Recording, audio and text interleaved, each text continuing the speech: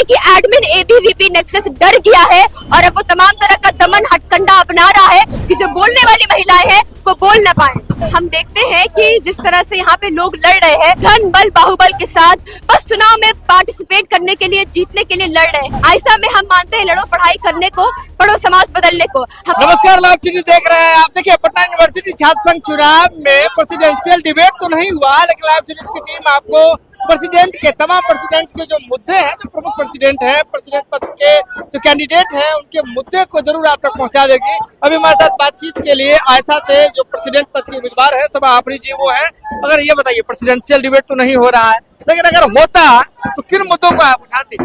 Presidential debate नहीं हो रहा है, ये हमारे लिए एक बहुत दुखद बात है। और ये लोकतांत्रिक चुनाव जो होते हैं स्टूडेंट यूनियन के, इसका एक बहुत बड़ा हिस्सा है।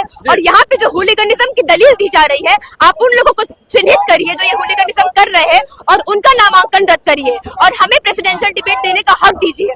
और ये डिबेट अगर होगा तो हम इस पर बात करेंगे सामाजिक न्याय की, लैंगिक न्याय की, शिक्षा के निजीकरण की। पूरे बिहार में जिस तरह से शिक्षा की स्थिति को जर्जर किया जा रहा है, पटना यूनिवर्सिटी ऐसा यूनिवर्सिटी है जो नेतृत्व करता है शिक्षा का पूरे यूनिवर्सिटी में, और यहाँ पर कोशिश की जा रही है कि शिक्षा को जर्जर कर दिया जाए। जिस तरह सेशन लेट हो रहा है, जिस तरह टीचरों की बहाली नहीं हो रही है, ये पीयू में कभी नहीं होता था।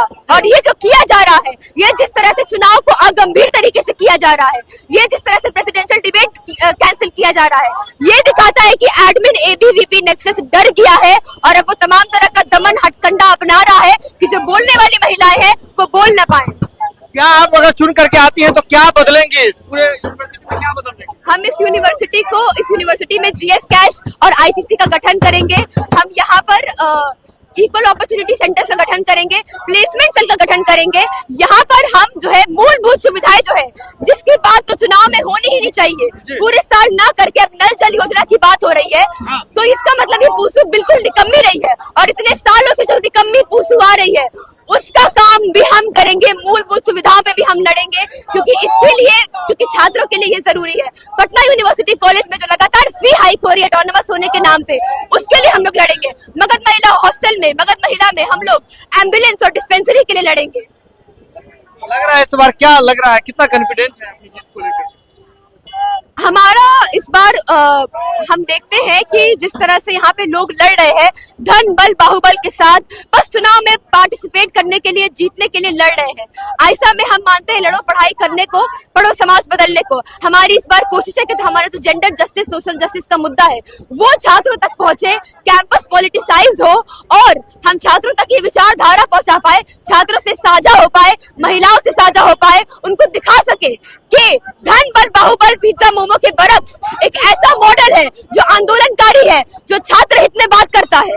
इस बार जीत की हमें काफी आशा है, क्योंकि महिलाओं ने इस बार देखा है, हाशिए के तबके के स्टूडेंट्स ने इस बार देखा है कि बोलने वाली महिलाएं आ गई हैं। इस बार टोकन रिप्रेजेंटेशन नहीं होगा।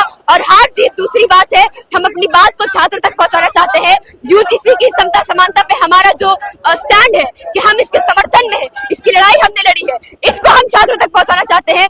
देश भर में कहना चाहते हैं कि ऐसा इस पर खड़ा हुआ है, ऐसा इस बार खड़ा हुआ है। देश भर में ये बात पहुंचाना चाह रहे हैं। पटना यूनिवर्सिटी में मूलभूत सुविधाओं में बदलाव करने जा रहे हैं। देखिए, सभा आफरीन जी हमारे साथ थी।